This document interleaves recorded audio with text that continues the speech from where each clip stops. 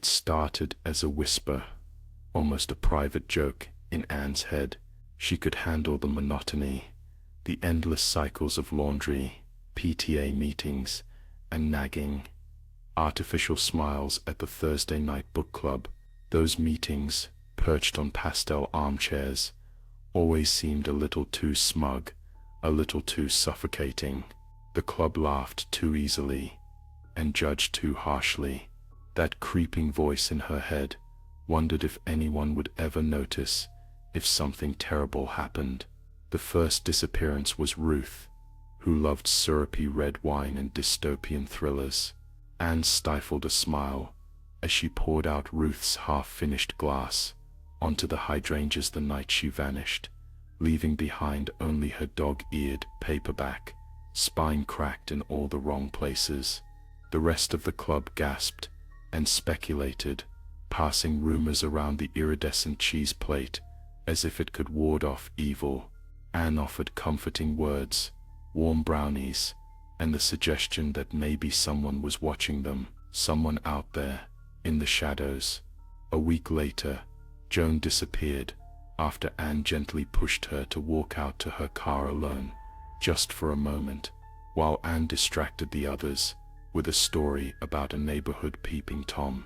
Joan's keys still hung on the foyer hook, metal glinting in the kitchen's stale light, but no one seemed to notice, except Anne.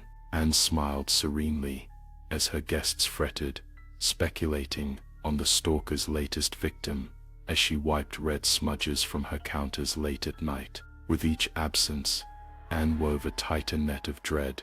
She spun tales of dark footprints on the patio, flattened grass in the playset shadow, fleeting glimpses of a man in a black hoodie. She spoke of chills in the air, and the prickling unease of being watched, fanning the flames, until the book club became viewers in their own closed-circuit horror film, unable to look away. By the time the fifth woman vanished, Anne was the last one left. She told the authorities about the stalking, the mysterious texts, about feeling hunted every night. They nodded, took notes, looked concerned. They dredged the woods, knocked on every door, promised extra patrols. No one ever questioned the frantic, red-eyed suburban mother, whose words shook with barely contained fear, whose hands fluttered over bruises only she could see. Months passed. Lakeview Drive regained its restful quiet. Still, Anne would leave the porch light on every night,